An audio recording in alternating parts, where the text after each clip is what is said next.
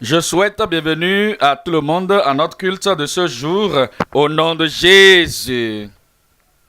Et je prie que la lecture de la parole, la compréhension de la parole et l'impartition de la parole vous rendent fort. Que cela vous donne d'être plus saint et que cela vous donne d'être prêt pour le ciel au nom de Jésus.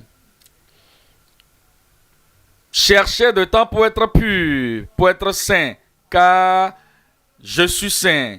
Père, nous te bénissons aujourd'hui pour ce culte. Nous te bénissons pour ce que tu fais dans tous les cœurs et dans toutes les vies. Nous prions, Seigneur, nous te disons merci pour ta présence dans les cœurs, ta présence dans nos âmes, dans notre esprit et dans nos vies, qui nous donne ce silence et ce calme dans notre âme, cet amour dans nos cœurs et cette dépendance totale de toi. Nous prions, demandant, Seigneur, que dans ce culte d'aujourd'hui, que tu nous donnes d'être plus présentables dans la lumière de l'Évangile devant toi au nom de Jésus. Nous prions, Seigneur, que tu calmes toute âme, tout esprit, et que la paix soit dans tous les cœurs, et que la sainteté qui soit acceptable à toi vienne dans nos cœurs. Au nom puissant de Jésus-Christ, nous avons prié. Donnez-moi un amen très fort.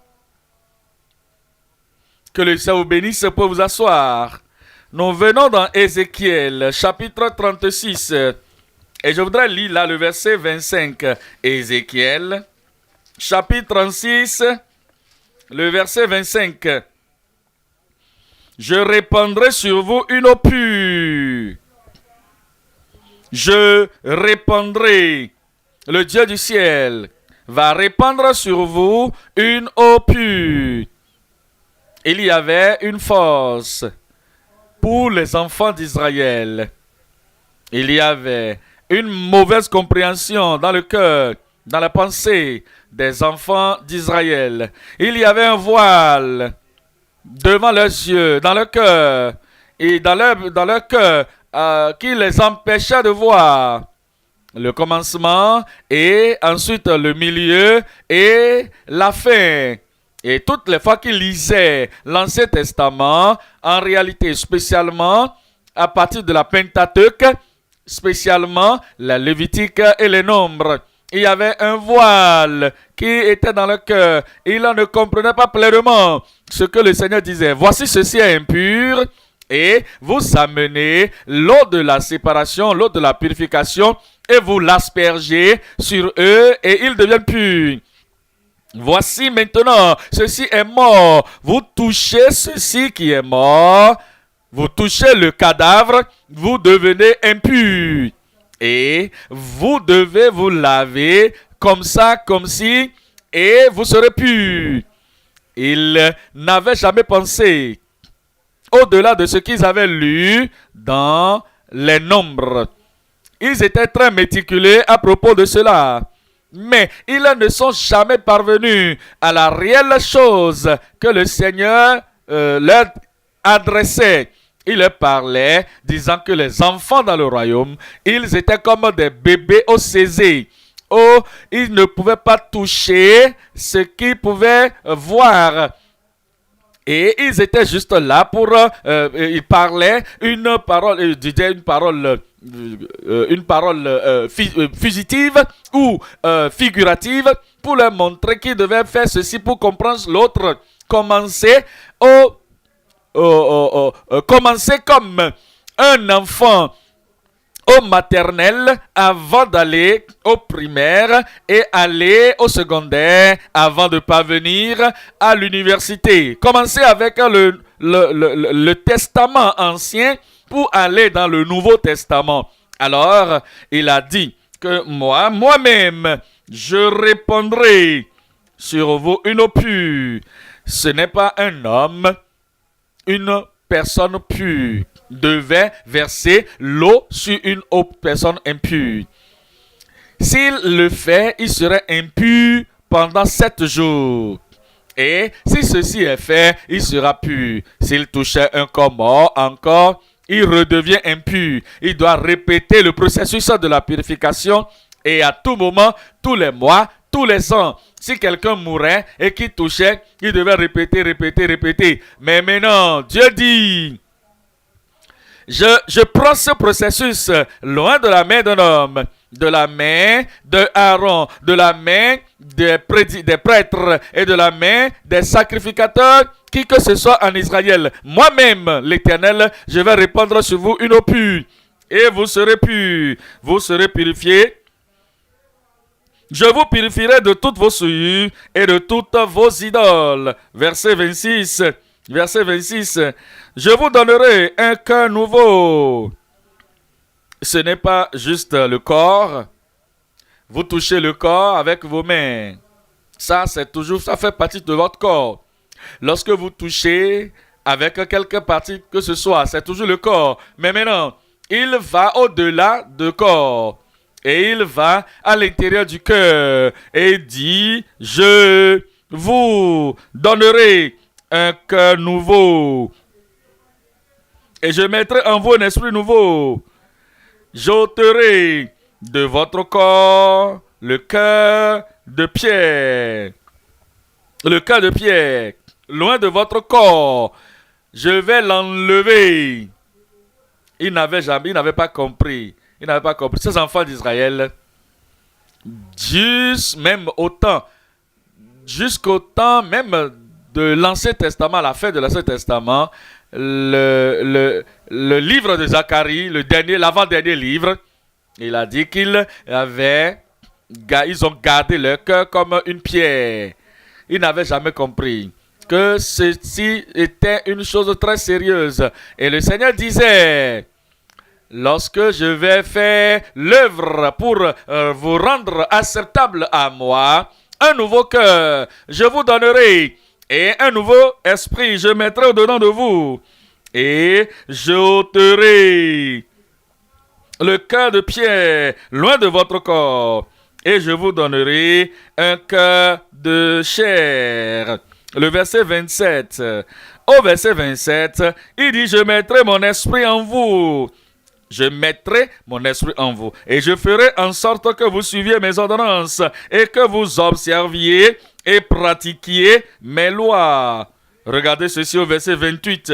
Au verset 28, il dit, vous habiterez le pays que j'ai donné à vos pères. Vous serez mon peuple et je serai votre Dieu. Verset 29. Verset 29.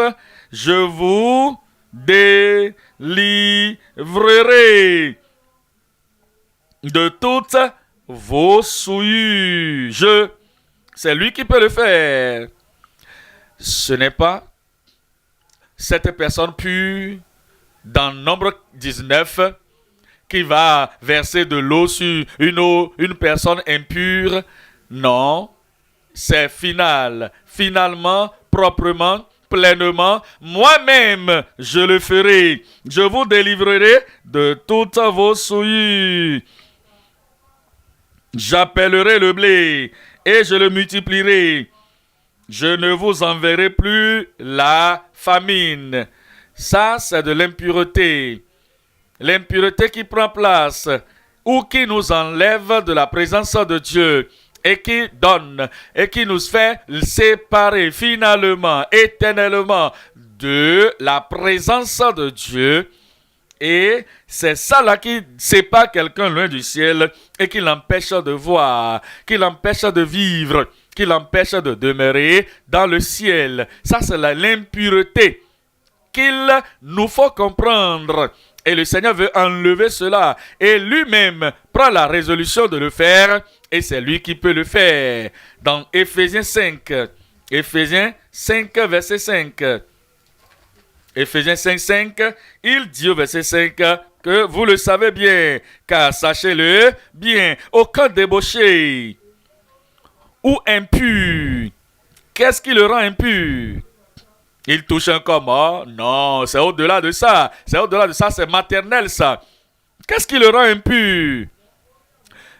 Débauché, cupide, c'est-à-dire idolâtre, n'a d'héritage dans le royaume de Dieu et le royaume de Christ et de Dieu. Verset 6, il dit que personne ne vous séduise, que personne ne vous amène voici un vase d'impureté, une plante impure, un animal impur, un oiseau impur, un reptile impur. Et ils vont vous clouer là, à cette compréhension de maternelle. Il dit non, que vous ne devez pas laisser quelqu'un vous tromper de quelque manière que ce soit avec une mauvaise interprétation de l'ancienne alliance. Que quelqu'un ne vous séduise, ne vous trompe pas, comme les pharisiens qui vont dire lavez le pot, lavez vos mains, lavez vos pieds, lavez vos bouches.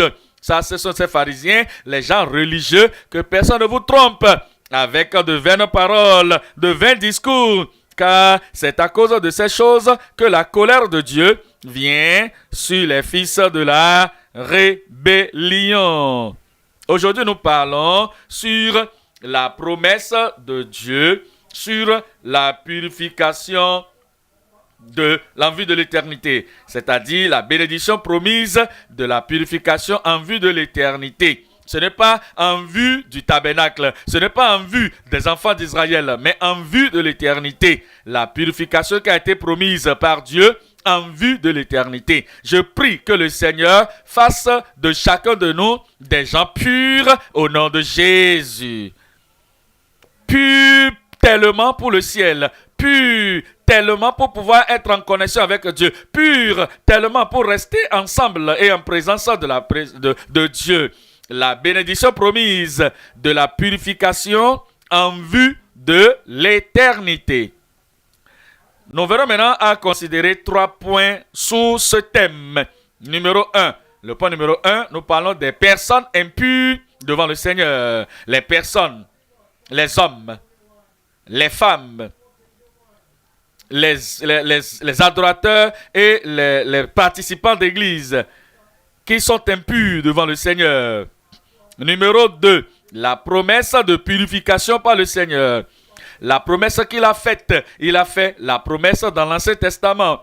Et le résultat de ça, c'est quoi? Le peuple de Dieu, ceux qui lisent la parole, ceux qui comprennent la parole, ceux à qui sont révélés la parole, ils viennent à prier, ils prient en concordance avec la promesse de Dieu. La promesse de purification par le Seigneur.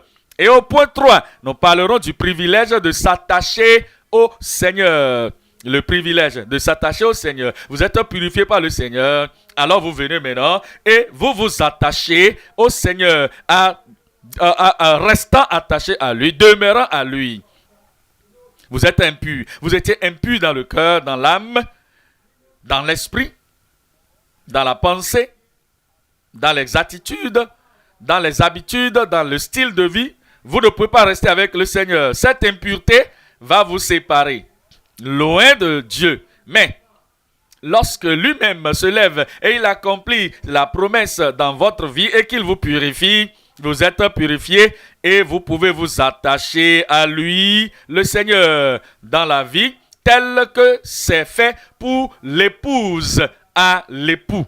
Et l'épouse doit s'attacher à son époux. Vous devez comprendre.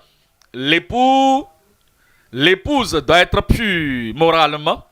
L'épouse doit être pure spirituellement avant de pouvoir s'attacher à l'époux.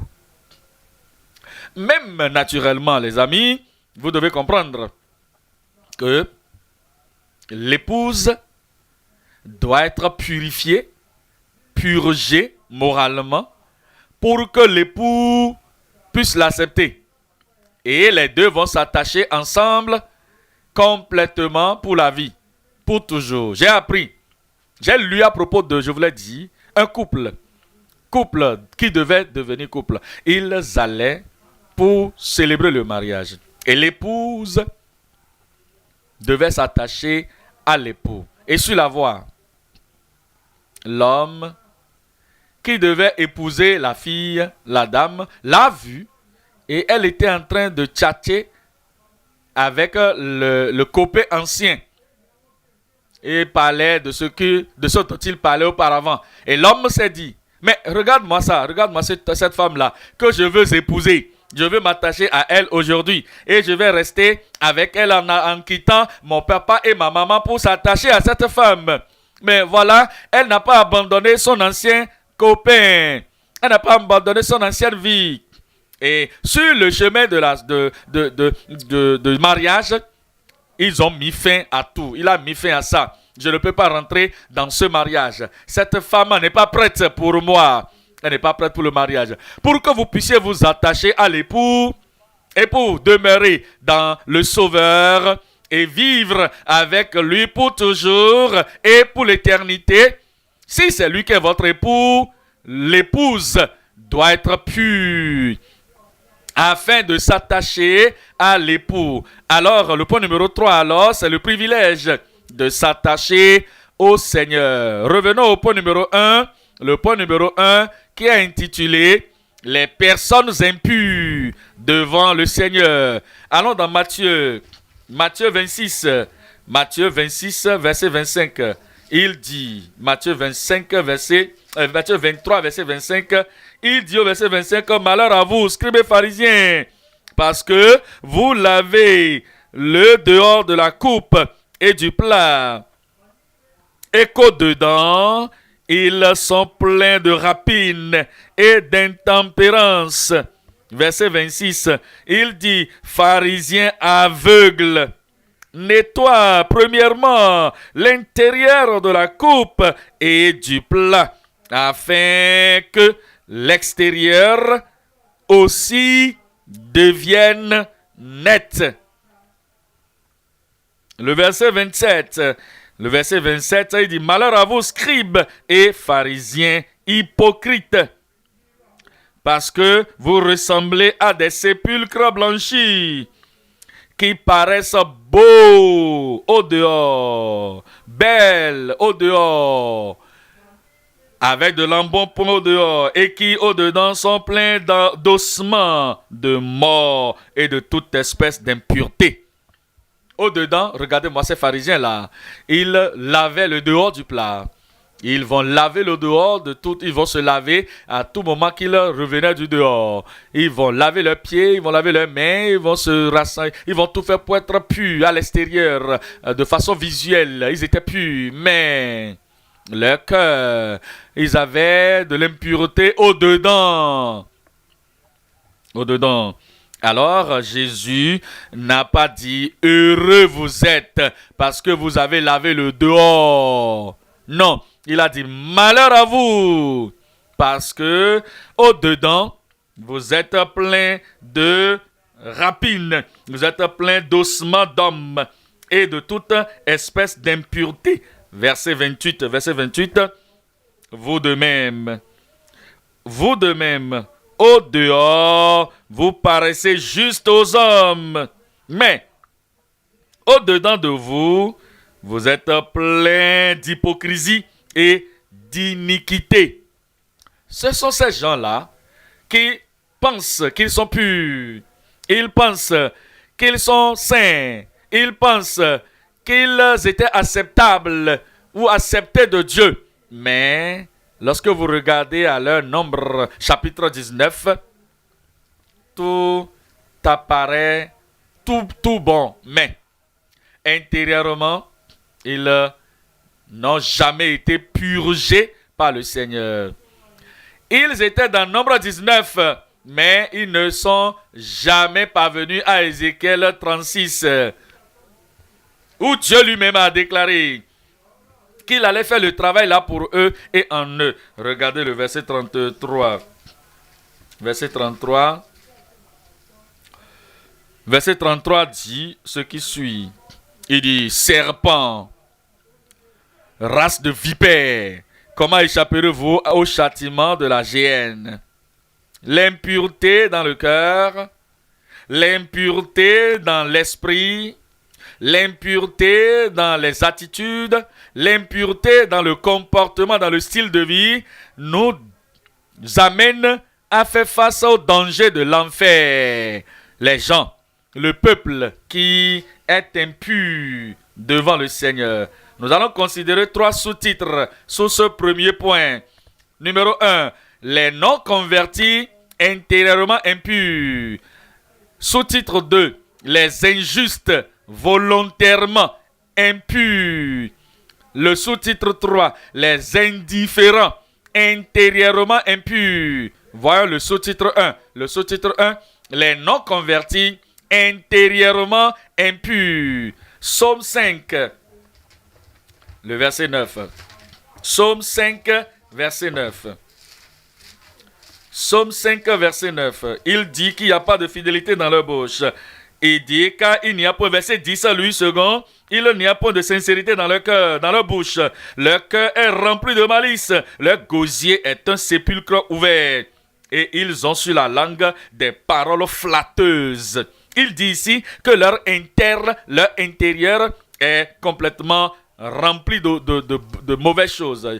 Rappelez-vous, Dieu avait dit à Samuel, ne regarde pas à son apparence, ne regarde pas à son physique, parce que l'homme regarde à ce qui frappe à l'œil, mais Dieu considère le cœur. Si le cœur est impur, quelle que soit la façon dont vous avez lavé le dehors, devant le Seigneur, intérieurement, vous êtes toujours impur et non acceptable devant lui. Luc chapitre 11, le verset 39.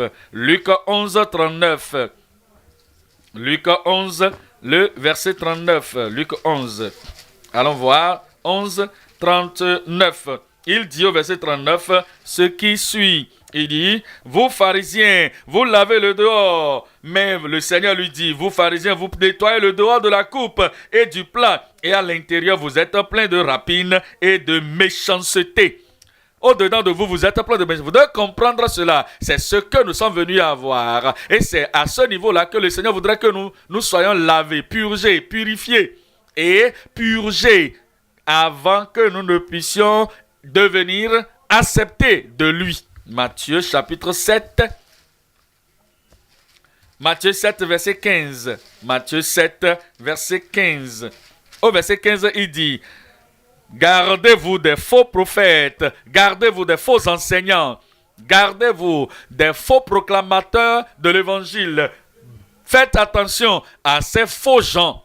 C'est des gens qui professent être des chrétiens nés de nouveau, enfants de Dieu, mais au-dedans d'eux, c'est ce que Dieu est en train de considérer. Et vous devez vous connaître vous-même. Vous devez connaître votre intérieur. Vous devez connaître votre pensée interne. Vous devez comprendre et savoir ce qui est secret au-dedans de vous, votre habitude secrète. Les faux prophètes qui viennent à vous et qui viennent en vêtements de brebis. Mais au-dedans, ce sont des loups ravisseurs. Regardez le verset 16. Vous les reconnaîtrez à leurs fruits. Vous pouvez le dire dans leur langage. Vous pouvez le dire dans leurs propos. Vous pouvez le dire en voyant les actions. Vous pouvez le dire de par leur comportement. Ils apparaissent purs au dehors. Ils parlent le langage des saints. Ils s'habillent comme les anges. Ils s'habillent comme les saints. Mais au-dedans de leur cœur, dans leur vie privée, ils sont impurs. Il dit, vous les connaîtrez à leurs fruits. Cueille-t-on des raisins sur des épines ou des figues sur des chardons? Verset 17. Tout bon arbre porte de bons fruits. Mais le mauvais homme, la mauvaise femme, le professeur de religion mauvais, un mauvais arbre porte de mauvais fruits. Le verset 18, un bon arbre ne peut porter de mauvais fruits. Un bon arbre. Une personne convertie, une femme convertie, que le Seigneur a changé par sa grâce qui lui a été apparue dans le cœur et qui demeure dans son cœur. cet homme gracieux, cet homme converti, c'est un bon arbre. Et ce bon arbre ne peut pas porter de mauvais fruits. C'est ainsi que nous reconnaissons ceux qui sont réellement nés de nouveau et ceux qui sont bons au matin, ils sont mauvais dans la nuit. Ces gens ne sont pas nés de nouveau. Ceux qui apparaissent bons au dehors, lorsque nous sommes tous ensemble, on voit tout ce que chacun fait. Mais au-dedans, dans leur chambre, derrière le rideau, ils sont tellement méchants, tellement mauvais. Derrière la porte, ils ne sont pas des enfants de Dieu, ce sont des religieux.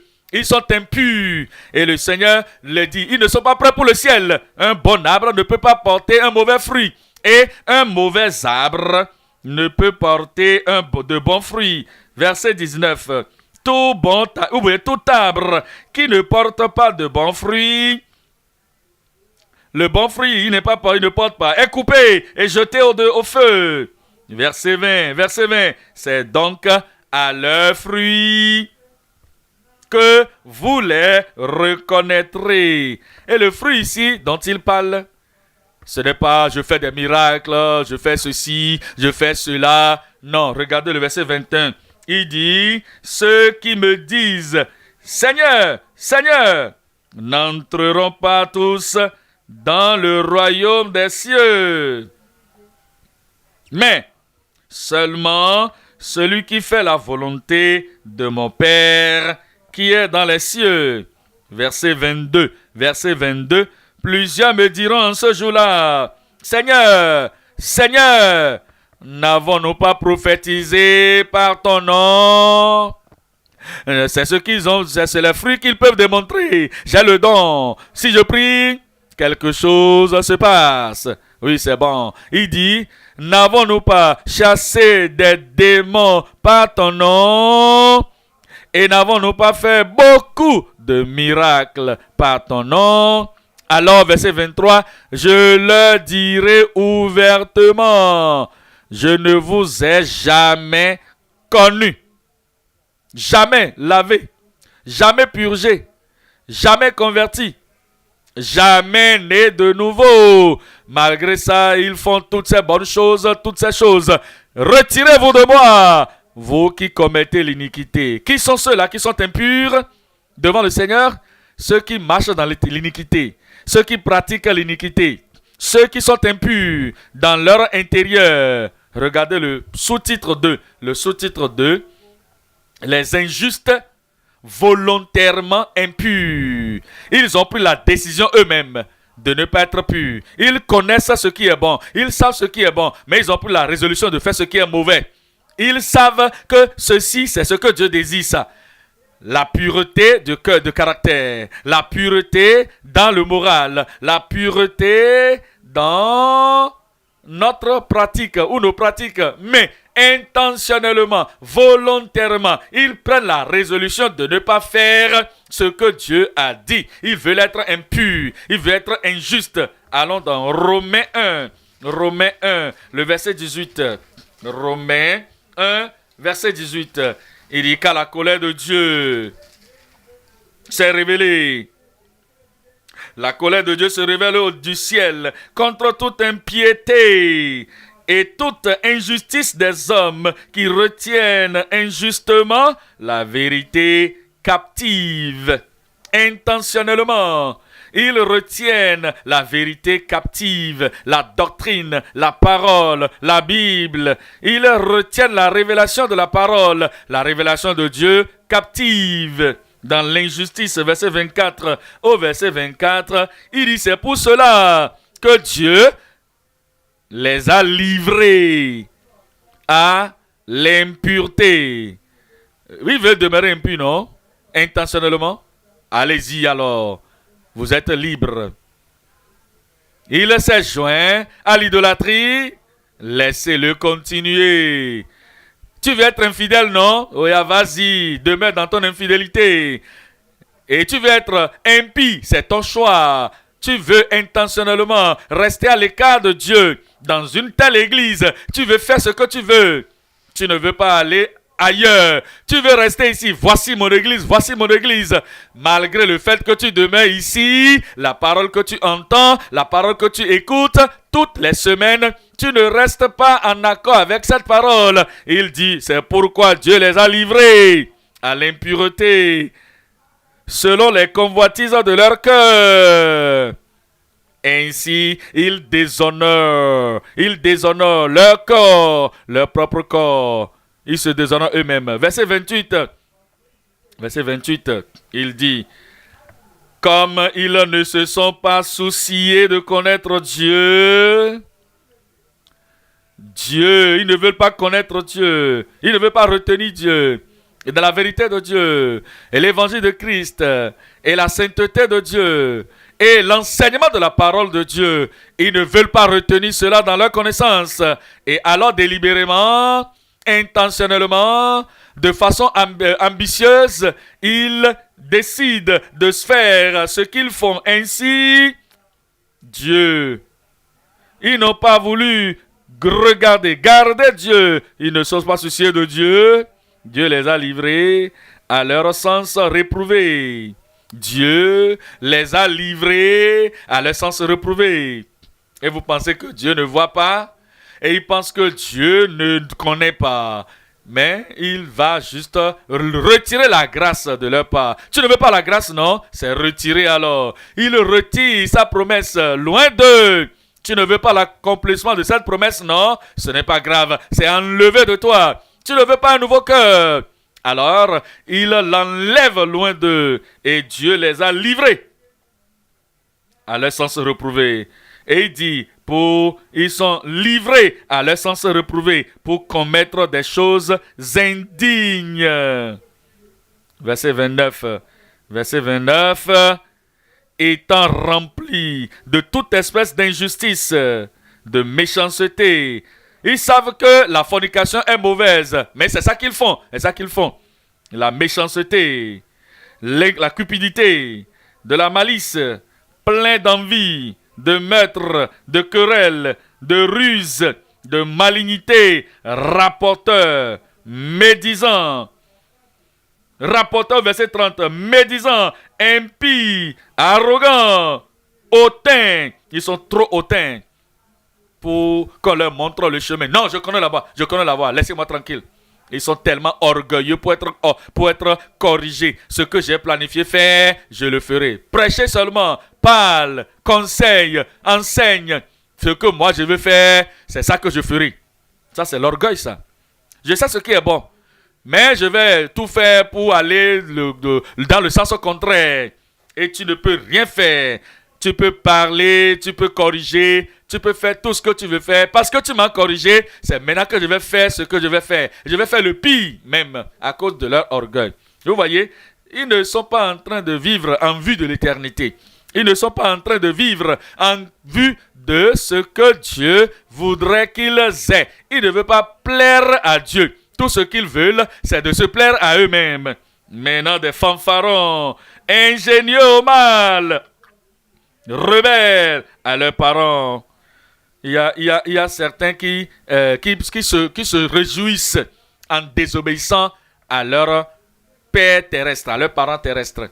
Ils sont des enseignants et ils enseignent les jeunes gens pour désobéir délibérément à leurs parents terrestres. C'est ce que papa veut, non?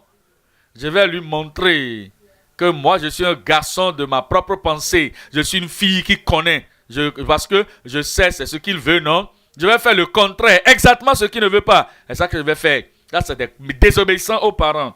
C'est ce que maman veut, non? C'est pas grave. Mais maman là, elle est trop perfectionniste. Il faut faire ceci, il faut faire ceci. Si je fais le contraire, elle serait en train de contrôler ma vie. Même après tel âge. Alors, je vais lui montrer à ma maman que le temps là, c'est mon affaire. Et délibérément, pendant que maman est là, ils sont en train de pratiquer la chose qu'ils savent bien que maman ne va pas accepter, ce qui n'est pas approuvé. Et s'ils font ceci aux parents terrestres, ils le font également aux parents spirituels, les pères, les mères dans la foi. Ils disent, Hein? C'est ça que tu dis? Oh, c'est pas grave. Lorsqu'il serait en train de prêter l'attention, lorsqu'il n'est pas là, nous allons bien faire. Lorsqu'il est là, lorsqu'il n'est pas là, parce que nous avons la liberté, nous allons, quand nous retournons l'honneur de nos gens, de nos camarades, nous irons là. Lorsqu'il est là, quand il est en train de nous regarder, quand il a l'attention sur nous, nous allons faire ce qu'il désire. Et nous allons faire ce qui n'est pas bon, de façon délibérée. Nous allons faire cela intentionnellement. Ils sont désobéissants, même devant leur pasteur, même devant leur conducteur dans la foi. Verset 31. De loyauté, d'affection naturelle, de miséricorde. Verset 32. Verset 32. Et bien qu'ils connaissent le jugement de Dieu, déclarant digne de mort ceux qui commettent de telles choses, non seulement ils les font, mais encore ils approuvent ceux qui les font. Ils ont gardé la vérité de Dieu en captivité, intentionnellement. Regardez le sous-titre 3. Le sous-titre 3, c'est les indifférents, intérieurement impurs. Impurs. Ils ne sont pas concernés par ce que nous disons. Intérieurement, ils sont impurs. Allons dans Matthieu. Matthieu 12, verset 43. Matthieu 12, 43. Il dit que lorsque l'esprit impur est sorti d'un homme, vous allez penser à Israël, mon peuple, laisse mon peuple aller. Lorsqu'ils étaient dans la terre de l'Égypte, il y avait des magiciens là-bas. Mais les magiciens n'ont pu jamais les influencer ou les affecter. Lorsque Aaron avait jeté le bâton par terre, les magiciens aussi ont jeté leur bâton et leur bâton devint des serpents. Mais le bâton de Aaron avait tout avalé. Regardant les enfants d'Israël sortant de la terre de l'Égypte, toutes les impuretés et tous les esprits impurs des magiciens en Égypte n'ont jamais pu les affecter. Et le Seigneur les avait fait sortir. Et il n'y a pas quelqu'un qui était faible parmi eux tous. Personne n'avait de problème de cerveau. Il n'y avait pas de problème psychiatrique ou bien de problème d'insanité ou mauvais esprit demeurant dans qui que ce soit. Mais lorsqu'ils ont continué leur marche, ils ont commencé par provoquer le Seigneur. Ils ont commencé par faire les choses et dire des choses qui n'étaient pas acceptées de la part de Dieu. Et du moment où vous venez à Matthieu, beaucoup de ces gens, bien qu'ils disaient qu'ils étaient purs à l'extérieur, ils avaient de l'impureté, ils avaient des esprits impurs qui les tourmentaient, qui les dérangeaient, qui les vexaient. Et quand vous allez de l'avant dans les évangiles, Marc, Luc en particulier, vous allez découvrir beaucoup de ces enfants d'Israël dans lesquels Jésus chassait des mauvais esprits ici, mauvais esprits là-bas. Ils étaient devenus impurs dans le cœur, impurs dans leur âme, impurs dans leur esprit. Maintenant, ils avaient accommodé les esprits impurs. Et c'était cet esprit impur qui les dérangeait dans l'Ancien Testament. Et alors, il dit, lorsque l'esprit impur est sorti d'un homme, il va par des lieux arides, cherchant du repos, et il n'en trouve point. 44. Alors, il dit, je retournerai dans ma maison. L'esprit impur réclame la possession des Israélites comme sa maison légitime. Des légions de démons, des légions d'esprits impurs réclament maintenant la possession d'un Israélite qui était au dehors pur, et il les réclame au-dedans parce qu'ils sont leur maison. Et il dit, alors je retournerai dans ma maison d'où je suis sorti. Et quand il arrive, il la trouve vide, balayée et ornée. Ces enfants d'Israël étaient insoucieux de ce qu'ils devaient remplir leur cœur avec la parole de Dieu, de fermer leurs portes contre les esprits impurs. Mais à cause de leur insouciance et à cause de leur manque d'intérêt, le mauvais esprit était revenu, et il a vu que la maison était balayée, ornée. Et verset 45, il s'en va. Et il prend avec lui 7 autres esprits plus méchants que lui. L'esprit impur, recherchant d'autres esprits impurs. Est-ce que tu cherches de demeure? Viens ici. Il y a de demeure ici. Viens. Est-ce que tu veux quelque part tu vas demeurer? Viens ici. Est-ce que tu cherches quelque part où tu vas te reposer? Ou là où c'est commode et vraiment spacieux? Viens. Et cet esprit va amener 7 autres esprits impurs, plus méchants que lui-même. Et ils entrent dans la maison si établie. Combien de gens, lorsqu'ils étaient des pécheurs, ils étaient impurs. Lorsqu'ils étaient non convertis, ils étaient impurs. Maintenant, ils sont venus et cette impureté est enlevée de leur vie. Et par la suite, la négligence s'établissant, le manque de prière s'établissant, le manque de foi s'établissant,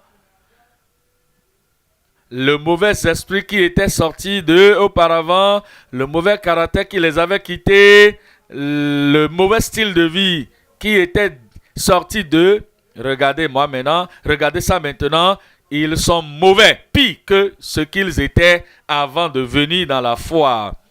Pourquoi? Parce que ce mauvais esprit est allé ramener 7 autres esprits plus méchants que lui-même. Ils sont entrés dans la maison et se sont établis dans cette maison. Et la dernière condition de cet homme est pire que la première.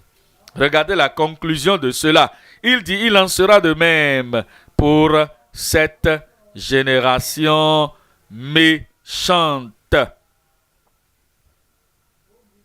Ce serait ainsi. Ce sera de même pour cette génération méchante des Israélites, qu'ils vont devenir pires dans leur vie, dans leur cœur, dans leur esprit, dans leur caractère, pire que ce qu'ils étaient avant la venue de Jésus. Nous considérons à 2 Pierre 2, verset 20. 2 Pierre 2, verset 20. 2 Pierre 2, verset 20. 2 Pierre 2, verset 20 dit, en effet, si après s'être retiré des souilles du monde, par la connaissance du Seigneur et Sauveur Jésus-Christ, il s'y engage de nouveau et sont vaincus, leur dernière condition est pire que la première. Nous considérons à présent Apocalypse 18, le verset 2. Apocalypse 18, le verset 2. Il dit, et il cria d'une voix forte en disant, elle est tombée, Babylone la grande.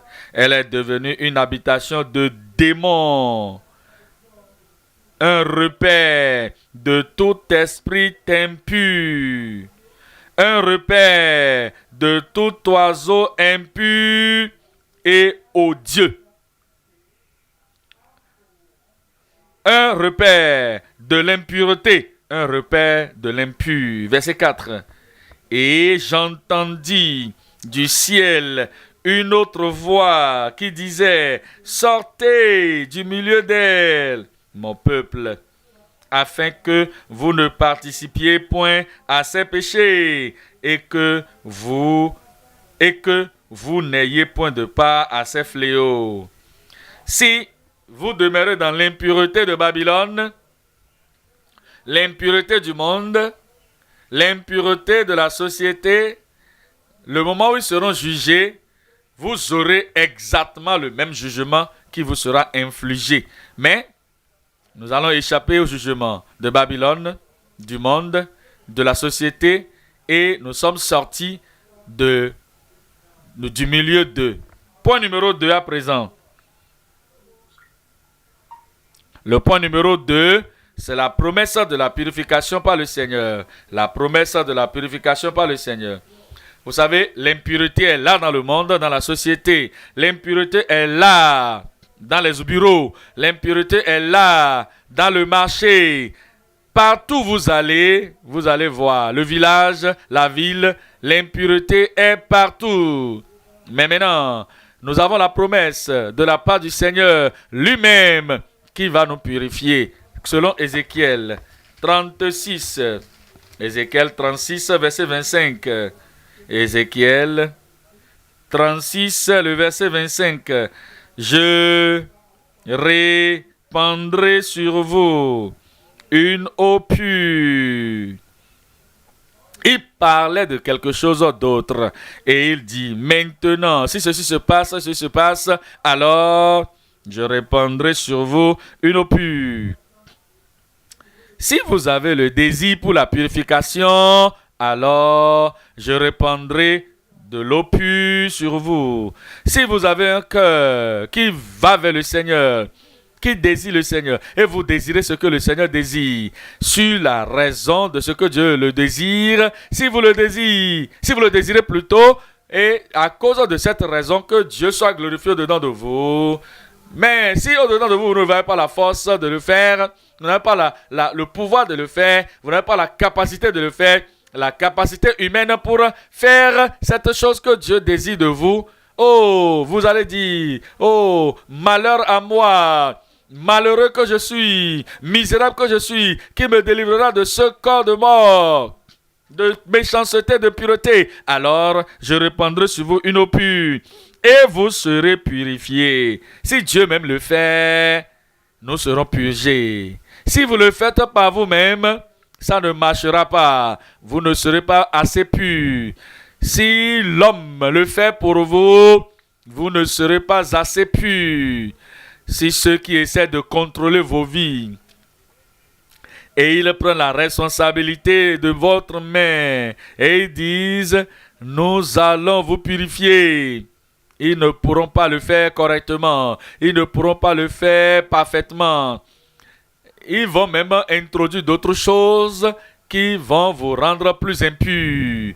Mais si Dieu lui-même, le Dieu du ciel, si c'est à lui que vous permettez d'accomplir cette promesse au-dedans de votre vie, il dit alors, je répandrai sur vous une eau pure et vous serez purifiés.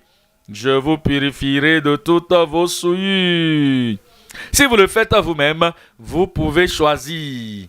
Et non, ceci-là, ça me fait mal. Cette méchanceté est en train de me faire du mal. Ça fait que les gens qui m'apprécient, qui m'honorent, ils sont en train de me manquer de respect.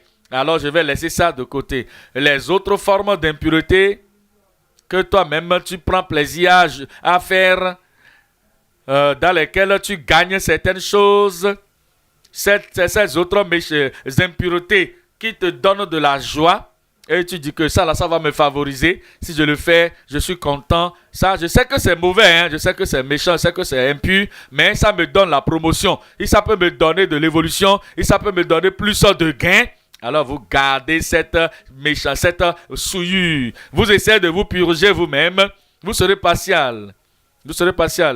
Et vous allez enlever certains et vous allez laisser d'autres. Mais si c'est Dieu qui fait la purification, il vous purifie de toute souillure et de toutes vos idoles. Je vous purifierai. Que l'Église dise Amen. Le verset 37 nous dit que ainsi parle le Seigneur l'Éternel. Voici encore sur quoi je me laisserai fléchir par la maison d'Israël. Je vais le faire je vais leur faire cela. Je vais le leur faire pour les purifier, pour les purger de toute impureté, pour les purger, les purifier de toute souillure, pour les purifier de toutes leurs idoles. Je me laisserai fléchir par la maison d'Israël pour le leur faire. Considérons encore, ou bien aussi, 3 sous-titres sous le grand point 2. Le premier sous-titre, c'est la purification et la prière pour la purge. Et numéro 2, la préservation de la perception de la conscience. Et numéro 3, le privilège de... Pardon? Le numéro 3 plutôt, c'est le but et la passion pour la conviction. Alors nous voyons le sous-titre 1, la purification et la prière pour la purge. Dans 2 Corinthiens 7. 2 Corinthiens 7, verset 1. 2 Corinthiens, chapitre 7, le verset 1. Ayant donc de telles promesses, bien-aimés, quelles sont ces promesses? Les promesses qu'il a données dans le chapitre 6. Qu'est-ce qu'il a dit au chapitre 6? Il a dit que vous ne devez pas être sous le joug étranger, que le joug étranger vous rend impur. Se mettre ensemble avec Bélial en tant que Christ vous rend impur. Joindre le juste avec le faux, le blanc avec le noir, nous rend impurs. Alors, sortez du milieu d'eux et séparez-vous. Ne touchez pas ce qui est impur, et je vous accueillerai. Ayant cette promesse, bien-aimés, vous serez mes fils et mes filles. Ayant cette promesse, je serai votre Dieu, dit le Seigneur. Ayant ces promesses, alors il dit, ayant donc de telles promesses, bien-aimés, purifions-nous de toute souillure de la chair et de l'esprit. Il y a la souillure de chair et la chair. Les deux ensemble, ça c'est la chair, l'impureté. Purifions-nous de toute espèce de souillure de la chair et de l'esprit, en achevant notre sanctification dans la crainte de Dieu. Nous considérons 2 Timothée 2, 19. 2 Timothée 2, 19.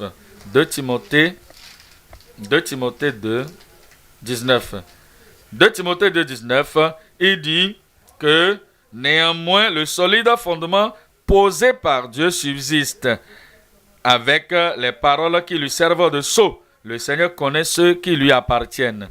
Et que quiconque dit que j'appartiens à Dieu, le Seigneur les connaît. Le Seigneur connaît ceux qui lui appartiennent. Je suis un membre de la famille de Dieu. Moi, je suis un enfant de Dieu. Je suis un enfant de Dieu. Nous pouvons crier cela sur le toit, mais le Seigneur connaît ceux qui lui appartiennent. Nous pouvons même aller donner des témoignages. Nous pouvons répandre le témoignage. Nous pouvons le placer partout. Je suis de Dieu. Mais Dieu, par les actions, Dieu lui-même pèse les actions. Dieu sonde les cœurs. Dieu sonde et il voit le nom de ceux qui sont dans le livre de vie. Ceux qui sont convertis, il les connaît. Ceux qui sont nés de nouveau, il les connaît. Ceux qui sont des enfants de Dieu, il les connaît. Ceux qui sont purgés, lavés, sanctifiés, séparés, il les connaît. La Bible déclare que le Seigneur connaît ceux qui lui appartiennent. Et quiconque prononce le nom du Seigneur, quiconque prononce le nom du Christ, qu'il s'éloigne de l'iniquité. Regardez le verset 21. Au verset 21, il dit, si donc quelqu'un se conserve pur, il y a des gens qui se sont laissés, ils ont laissé toute la responsabilité de leur vie chrétienne dans les mains d'une autre personne. Mais si un homme se conserve pur, il y a des gens qui ont abandonné toute leur vie chrétienne, la purification, la purge, le lavage. Ils ont laissé ça entre les mains de qui que ce soit. Alors, ils disent, c'est pas grave. Si c'est mauvais, tel va me le dire. Pourquoi ne pas te le dire toi-même? Ne lis-tu pas la Bible? Ne connais-tu pas la parole de Dieu? Si c'est mauvais, notre coordinateur va le dire. Il va me faire connaître ça. Si c'est mauvais, le pasteur va le dire. Il va m'appeler, me corriger. Il va dire que ceci est mauvais. Il donne la responsabilité de leur conversion, de leur consécration, de leur sanctification, de leur sainteté entre les mains de leur pasteur. Ils ont laissé leur aller au ciel dans la main d'une autre personne. Alors si nous le faisons et qu'il ne parle pas de ça, ça veut dire que tout va bien. Non, tout ne va pas bien. Si le Seigneur savait que tu as pris la résolution de vivre ainsi, que c'est ainsi que tu veux vivre, alors il va enlever même ton enseignant loin de toi. Il va t'enlever loin de ton enseignant. Et tu resteras dans ces mauvaises choses impures. Et personne ne va plus te parler. Mais, si un homme se conserve pur de ces choses, en s'abstenant de ces choses, il sera un vase d'honneur, sanctifié, utile à son maître, propre à toute bonne œuvre. Verset 22. Verset 22. Fuis les passions de la jeunesse. Depuis quand tu fuis? Quelle est la dernière fois où tu as fui là? Ce n'est pas juste marcher. Non, ce n'est pas marcher. Ce n'est pas trop, ce n'est pas assez bon. Ce n'est pas laisser cela ou résister à cela. Non, ce n'est pas assez bon. Fuis. Fuis. Tu sais que cette chose est impure. Tu sais, tu vois que cette chose va te faire retourner dans la boue. Tu sais que cette chose va te faire rentrer dans la souillure, va te faire rentrer, pénétrer dans le souvenir de ton ancienne vie pécheresse, essouillée, injuste. Fuis, fuis, fuis les passions de la jeunesse et recherche la justice, la foi, l'amour, la paix, avec ceux qui invoquent le Seigneur d'un cœur pur. Le sous-titre 2. Le sous-titre 2, c'est la préservation de la perception de la conscience. La conscience a des yeux pour voir. Vous devez percevoir. Vous devez comprendre par la tendresse de votre conscience. Et il dit que vous devez préserver cette perception de la conscience. Il est dit dans 1 Timothée 1, verset 5. 1 Timothée 1, verset 5. 1 Timothée 1, 5. Le but de cette recommandation, c'est un amour venant d'un cœur pur, d'une bonne conscience et d'une foi sincère. 19. Au verset 19, en gardant la foi et une bonne conscience. Cette conscience, quelques-uns l'ont perdue et ils ont fait naufrage par rapport à la foi. Si vous calmez votre conscience, vous allez faire naufrage de votre foi. Si vous scellez votre conscience comme avec de fer braisé, vous allez aller loin de votre foi. Lorsque vous abandonnez la compréhension et le fait d'étirer votre conscience, le fait d'avertir votre conscience, finalement, vous allez faire naufrage par rapport à la foi. Lorsque vous vivez comme un homme sans conscience, il n'y a plus rien au-dedans de vous qui vous rappelle que vous ne devez pas faire ci, vous ne devez pas faire ça. Rien au-dedans de vous qui vous rappelle le jugement à venir. Rien au-dedans de vous qui vous rappelle d'avoir la peur de commettre le mal et vous avez tué votre conscience, vous allez faire naufrage par rapport à votre foi. Allons dans Actes 24. Actes 24, verset 16. Actes 24, verset 16. C'est pourquoi je m'efforce, efforce-toi. Les mains qui ne font pas de l'exercice va bientôt se paralyser, devenir mort, devenir sèche, inutile. Un langage qui n'a pas été exercé sera oublié. Une langue qu'on ne parle pas est oubliée. N'importe quelle partie de votre corps que vous n'utilisez pas va devenir désuète.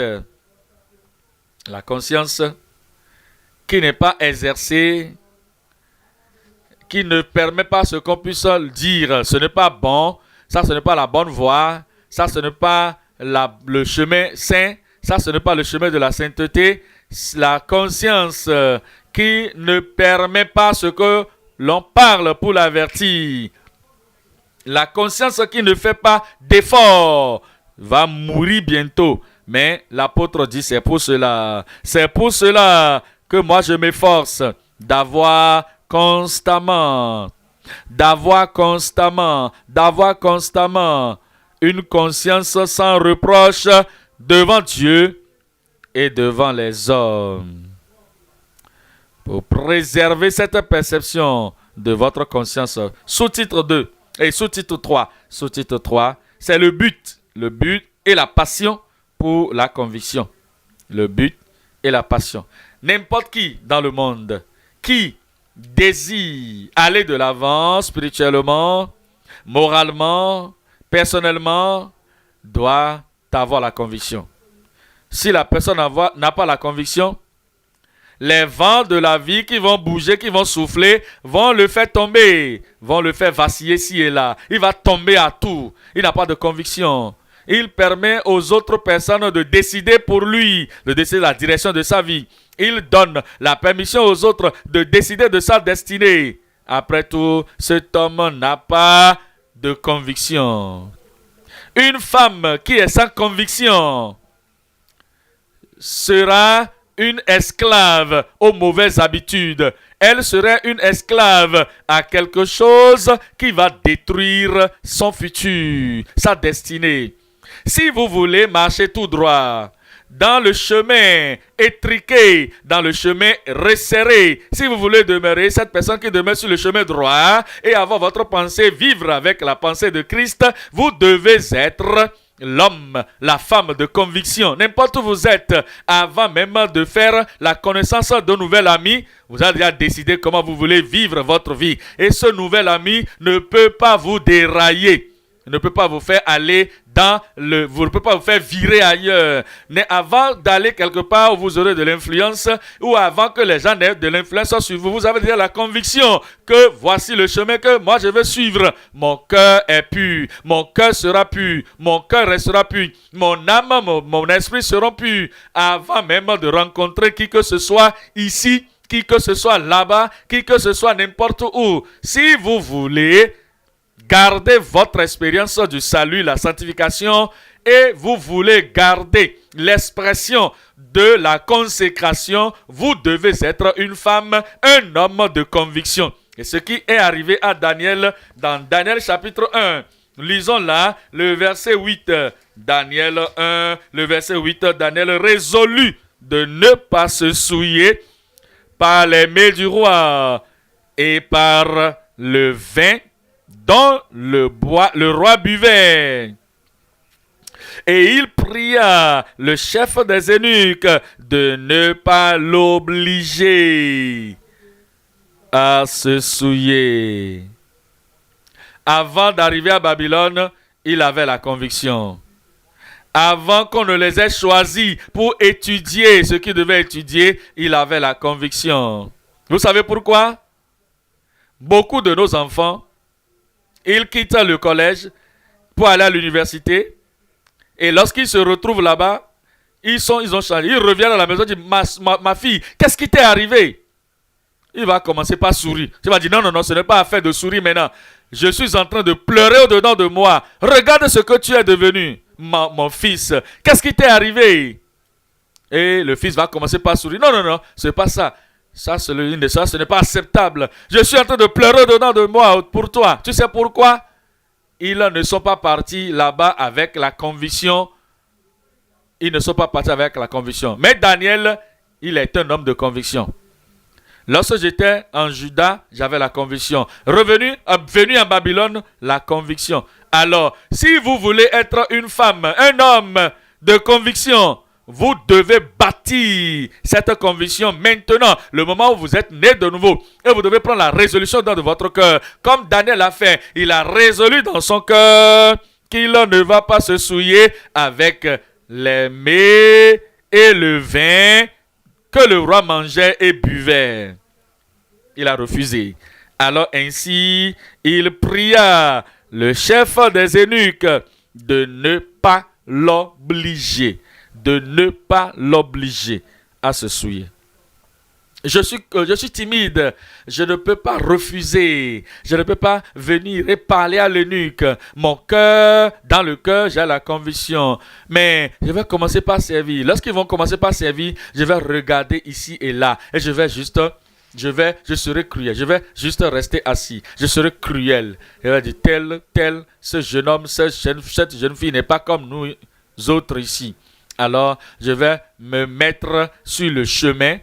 Il y aura de la persécution. J'ai la conviction dedans de moi, mais je suis timide. Je suis quoi? Je ne parle pas. Tu n'as pas la conviction. Tu n'as pas la conviction. Si un homme a la conviction est tellement forte que cela va surmonter la timidité et la couardise. Cela va surmonter la douleur qui peut venir sur vous. Le point est ceci. Est-ce que tu as la conviction biblique?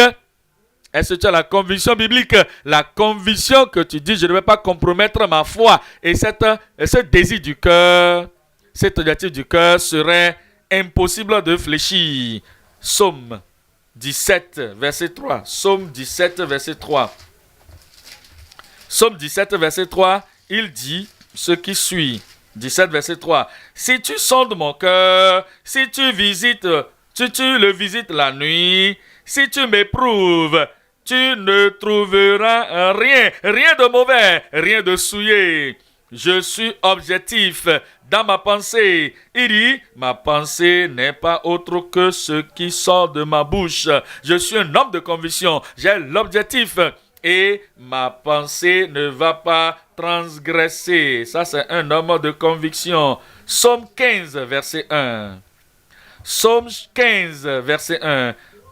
Ô Éternel, qui séjournera dans ta tente, qui demeurera sur ta sainte montagne. Regardez le verset 4. Verset 4, il dit, il regarde avec dédain celui qui est méprisable, mais il honore ceux qui craignent l'Éternel. Regardez ceci, il se rétracte point s'il fait un serment à son préjudice. Ça, c'est un homme, une femme de conviction. Qui va demeurer sur la sainte montagne de l'Éternel? Qui pourra aller au ciel? Qui va demeurer dans le ciel? Qui pourra pour toujours rester avec le Seigneur dans le ciel? C'est celui-là qui reste debout et qui dit, je veux ne pas faire, je ne le ferai pas. Au temps de la prière, il dit, j'ai entendu ta parole, Seigneur. Je me répands de toutes ces choses, des vacillations du passé, les indécisions du passé. Je me répands de tout ça. Je m'engage entièrement à toi et je m'abandonne complètement, absolument à toi, Seigneur. Quel que soit ce qui arrive, quel que soit ce qui parte, quel que soit ce qui se produise, quel que soit ce qui ne se produise pas, j'ai déposé tout sur ton autel. Je ne vais pas regarder derrière. Je ne vais pas retourner derrière. Je ne vais pas compromettre. Que peut-être le moment où tu n'es pas encore marié, Seigneur, Voici le chemin, la direction que je suivrai dans la vie. Je te servirai. Moi, je te servirai. Toute ma vie serait sainteté à l'Éternel. Maintenant, tu es marié. Et ta femme n'était pas là. Ton mari n'était pas là lorsque tu avais fait cette prière de consécration au Seigneur. Maintenant, lui, l'homme, ou elle, la femme, te dit, tu es trop, elle te dit que tu fais ceci, fais cela, fais cela. Ça, c'est contre mon engagement. Ça, c'est contre ma consécration. Ça, c'est contre ma conviction. Il fait un serment et il ne le change pas à son préjudice. Maintenant, tu travailles dans un bureau, dans une compagnie. Et tu as dit, je ferai mon travail fidèlement. Je ferai mon travail de façon transparente. Et je ne vais pas m'impliquer dans les choses que les gens pratiquent ici. Et tu as commencé par marcher, tu as commencé par travailler, tu découvres que les gens viennent vers toi et ils vont te dire, voici comment nous faisons le travail ici. C'est comme ça que nous mettons ceci ici, mettons cela là-bas. Et tu dis, moi je ne peux pas faire cela. Et tu dis, amen, l'autre, tu es chrétien? Oui, tu dis oui. Moi aussi je suis chrétien. Tu vas dans quelle église? Moi je suis vie profonde. Oh, gloire au Seigneur. Nous sommes dans la même église, je vais aussi là-bas. Et moi-même je suis un ouvrier là-bas. Dans la vie profonde, je suis un ouvrier. Mais, ici là, c'est le lieu de travail. Voici comment ça se passe ici. Maintenant, puisque nous sommes dans la même église, moi je le fais, toi aussi tu es de la même église, la vie profonde, viens, allons-y, faites ça. Celui-là qui fait le serment et qui ne le change pas, tu n'étais pas là lorsque j'étais converti. Peut-être que tu as vie profonde, tu n'étais pas là au moment où j'ai tout déposé sur l'autel. Moi, je vais servir le Seigneur de façon fidèle, de tout mon cœur, sans jamais trouver de raccourci. J'ai fait la consécration. J'ai cette conviction. Qui que ce soit qui vienne, il peut s'appeler vie profonde, vie élevée, vie profonde, vie grande, vie ceci, vie cela. Quel que soit ce que cela peut être, voici ma ténacité. Ça, c'est un homme de conviction. Il ne se retrate point s'il fait un serment à son préjudice. Le dernier point, c'est le privilège de s'attacher au Seigneur. Le privilège. Le point numéro 3, le privilège de s'attacher au Seigneur. Deutéronome 4, verset 4. Deutéronome 4, verset 4. Il dit au verset 4 que « Et vous qui êtes attachés à l'Éternel, votre Dieu, vous êtes aujourd'hui tous vivants. Vous êtes vivants spirituellement, vivants de façon objective, vivants avec l'éternité. Pourquoi ? C'est parce que vous vous êtes attachés à l'Éternel. Vous qui vous êtes attachés à l'Éternel, votre Dieu, vous êtes aujourd'hui tous vivants. » Nous considérons 3 sous-titres sous ce 3e point. Premier sous-titre intitulé « Personnellement quitter toute impureté et s'attacher à Christ ». Sous-titre 2 « Définitivement quitter l'incrédulité et s'attacher à la ressemblance à Christ ». Sous-titre 3 « Persévéramment quitter les indécis et s'attacher à notre capitaine. Le point est ceci. Avant de vous attacher à quelqu'un de nouveau, vous devez quitter l'autre qui est ancien. Avant de vous attacher au présent, ça c'est la réalité. Vous devez quitter d'abord le passé. Le passé, les comportements passés. Avant de vous attacher à votre époux, vous devez quitter toutes les autres personnes avec lesquelles vous aviez jamais eu qui n'ont jamais eu d'influence sur vous.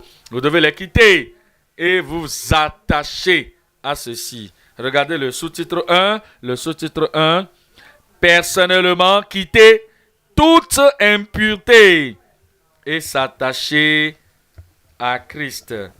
Marc 10, verset 7. Marc 10, verset 7. Il dit au verset 7, c'est pourquoi l'homme quittera son père et sa mère et s'attachera à sa femme. De ce principe, nous retirons ceci. Vous quittez avant de vous attacher. Vous quittez l'ancienne relation et vous vous attachez à la nouvelle génération, à la nouvelle décision. Tout ce que vous étiez attaché auparavant dans le passé, qui vous avait souillé la vie, qui vous avait endormi la conscience, qui vous avait tué la conscience, vous devez abandonner toutes ces choses-là. Ces choses qui ne peuvent pas vous amener au ciel, vous les abandonnez et vous vous attachez au Seigneur pour devenir un seul avec lui pour le ciel. Vous devez abandonner quelque chose. Vous détacher de quelque chose avant de vous attacher à autre chose. Le verset 8. Et les deux deviendront une seule chair. Ça, c'est s'attacher ça. Vous vous attachez à Christ. La même pensée comme lui. La même vision comme lui. La même perception comme lui. La même attirance comme lui. Le même zèle comme lui. Vous devenez un avec Christ. Comme vous vous attachez ensemble. Il dit, les deux deviendront une seule chair.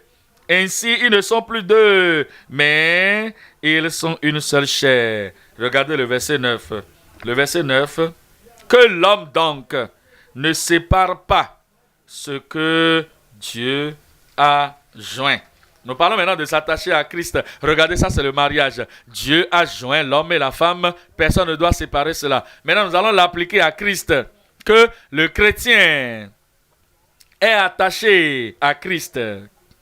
Et vous êtes attaché à Christ.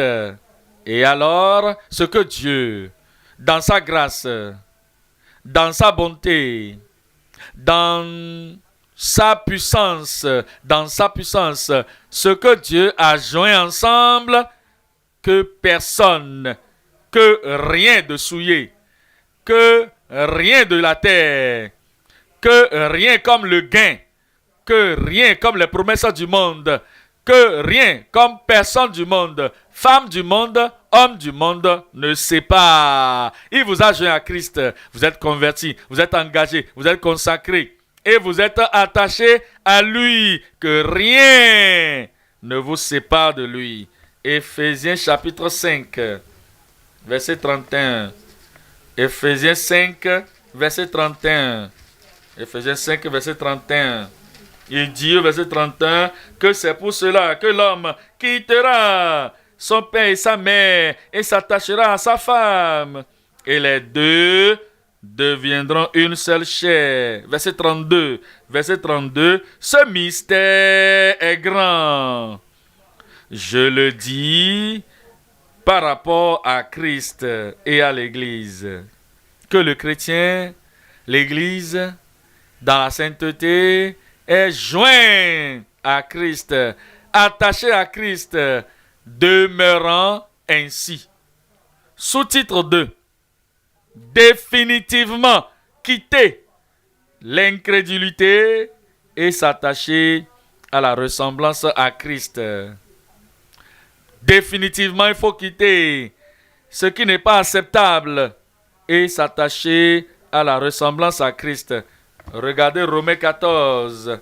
Romains 14, verset 15. Romains 14, verset 15. Il dit, chapitre 14, verset 15, il dit que si je sais, Romains 14, verset 15, mais si pour un aliment ton frère est attristé, tu ne marches plus selon l'amour. Ne cause pas ton aliment la perte de celui pour lequel Christ est mort. Il faut marcher dans l'amour. Il faut marcher dans l'amour. Te comporter dans l'amour. Te préserver dans l'amour et dans la fidélité. Le verset 23. Il dit, mais celui qui a des doutes au sujet de ce qu'il mange est condamné parce qu'il n'agit pas par conviction. Tout ce qui n'est pas le produit de nos convictions est péché. Tout ce que vous faites, non pas selon la foi en Christ et la fidélité à Christ, cette chose-là, ce serait une chose qui serait qualifiée de péché. 1 Jean 2, verset 6. 1 Jean chapitre 2, le verset 6. Celui qui dit qu'il demeure en lui doit marcher aussi comme il a marché lui-même. C'est ainsi que vous serez comme Christ. Ce que Christ aurait fait. Qu'est-ce que Christ aurait dit? Comment est-ce que Christ serait exprimé lui-même? Comment est-ce que Christ aurait aimé? Celui qui dit qu'il demeure en lui doit aussi lui-même marcher comme il a marché. C'est le test de notre consécration. C'est le test de notre sanctification. C'est le test de notre pureté dans le cœur afin de pouvoir voir Dieu au ciel. Demeurer en lui et marcher comme il a marché. Sous-titre 3. Sous-titre 3, c'est la persévéramment quitter les indécis et s'attacher à notre capitaine. Voyez-vous dans la vie, il y a beaucoup de sortes d'amis, les amis occasionnels, et ces amis occasionnels peuvent venir et devenir des amis intimes. Et ces amis intimes deviendront des amis d'influence, des amis d'influence dans nos vies. Et lorsque vous commencez une amitié occasionnelle, une relation avec quelqu'un, veillez. S'ils sont des gens non engagés à Christ, des gens non engagés à l'écriture canonique, non engagés à ce que nous avons appris, ce que nous avons connu, ils sont toujours des amis occasionnels. Ne lui permettez jamais de dépasser cette étape d'occasionnel. Ne permettez pas à une personne non engagée à Christ, non engagée, une femme non engagée à Christ, un individu non engagé à Christ, de s'approcher de toi, de point d'être intime à toi et devenir influenceur de ta vie. De façon persévérante, il faut quitter les indécis et s'attacher au capitaine de notre salut. Hébreux, chapitre 2, le verset 9. Il est dit, mais celui qui a été abaissé pour un peu de temps au-dessous des anges, Jésus, nous le voyons couronné de gloire et d'honneur à cause de la mort qu'il a soufferte. Ainsi, par la grâce de Dieu, il a souffert la mort pour tous. Verset 10. Il convenait en effet que celui pour qui et par qui sont toutes choses et qui voulait conduire à la gloire beaucoup de fils à la gloire. Ça, c'est son objectif, ça. C'est son objectif, ça. C'est son but, ça. Ça, c'est le résultat de son sacrifice sur la croix du Calvaire. Il voudrait amener beaucoup de gens à la gloire. Et si vous êtes engagé à ces amis occasionnels, intimes et d'influence, des gens non engagés à Christ, ils vont vous retirer, ils vont vous empêcher de vous envoler, ils vont se moquer de votre conviction, ils vont se moquer de votre consécration, ils vont vous retenir par derrière. Mais vous devez aller à la gloire. Si vous êtes prêts d'aller à la gloire, briller comme des lumières parmi les hommes, vous devez détacher de ces gens. Vous devez vous détacher de ces gens et vous attacher au capitaine de votre salut. Amenez beaucoup de gens dans le dans la gloire, est élevé à la perfection par les souffrances du prince de leur salut. Le prince de leur salut. Verset 11. Car celui qui sanctifie et ceux qui sont sanctifiés sont tous issus d'un seul. Allez à lui, attachez-vous à lui, accrochez-vous à lui, demeurez à lui et accrochez-vous à lui de façon inséparable, que personne ne vous sépare de lui.